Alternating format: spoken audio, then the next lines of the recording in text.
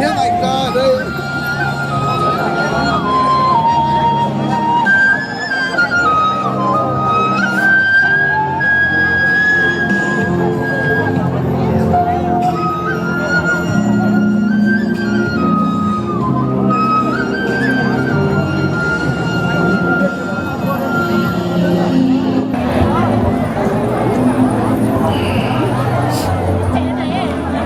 Đâu?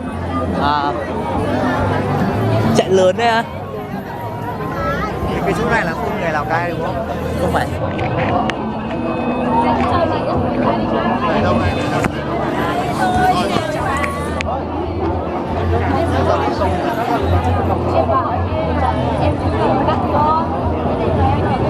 Khách sạn một được chúng tôi có tổng lúc nhỉ? Chờ này là xin sửa ra được nữa. Ok, rất cảm ơn chị và rất cảm ơn chị đã đến với gian hàng của Lào Cai. Chúc chị năm mới ăn khá thịnh vượng, cùng gia đình có một sức khỏe dồi dào, một năm mới làm ăn phát đạt. Cảm ơn chị. Có bạn độc giả hay là có bạn ca sĩ nào hay là có đoàn nào có muốn tham gia giao lưu văn nghệ cùng chạy Lào Cai không ạ? Có ai không ạ? Bên mình có nhạc beat ạ. Có nhạc beat đấy ạ. Bạn nào muốn hát hay là bạn muốn gì cứ giao lưu đi ạ. Chúng ta hôm nay là ngày Tết thì trong năm chỉ có một ngày chỉ có 1 giờ hôm nay thôi. Tất cả các bạn nhanh chân nhá, nhanh chân đến với trại của Lào Cai các bạn. Thứ nhất các bạn thưởng thức văn nghệ miễn phí này, không phải mất tiền mua vé nhá. Thứ hai là các bạn sẽ được chiêm ngưỡng những vẻ đẹp của người Hơ Mông Lào Cai. Nếu mà chính là trang phục hay là giá tiền thì cũng phải chăng, và phải chăng thì tất nhiên là vừa với của sinh viên rồi đúng không ạ? Vậy ngay sau đây thì sẽ là ca khúc Tuồng Đầu Mông.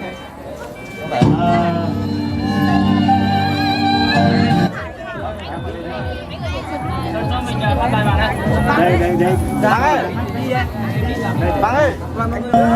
Vì cuộc đời chia từng khơi có chia, có chia. Cho xin một tràng vỗ tay được không ạ? Hình như bạn gái này đang đỏ rồi, không biết bạn này là có gì không?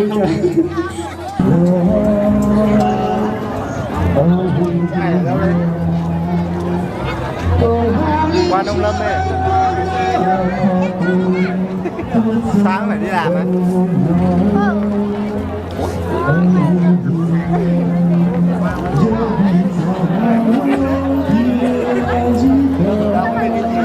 Có vẻ đông vui lắm.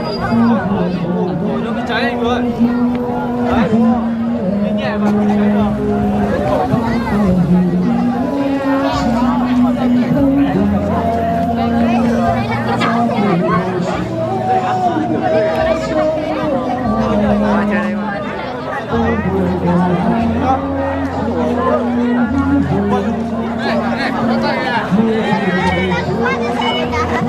Sợ gì kia đâu rồi?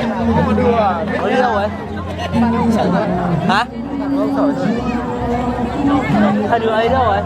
Đấy hả? Lúc em đưa một đứa vào vòng thế nhỉ?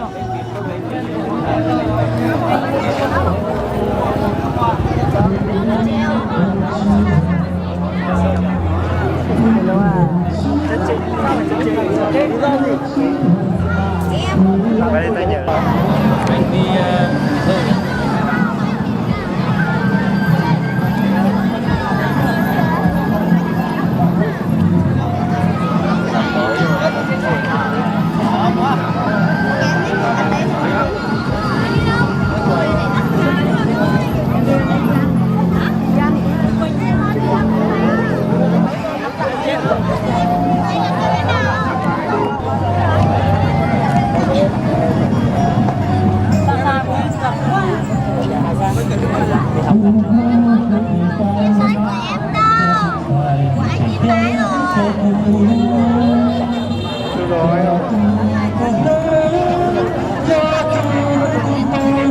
Chị 2 giờ.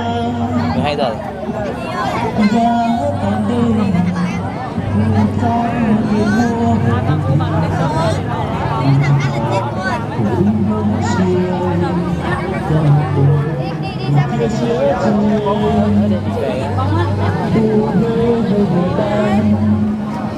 Đi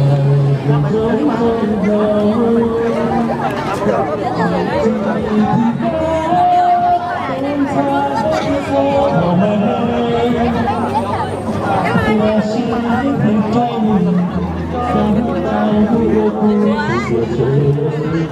để không bỏ lỡ những video hấp dẫn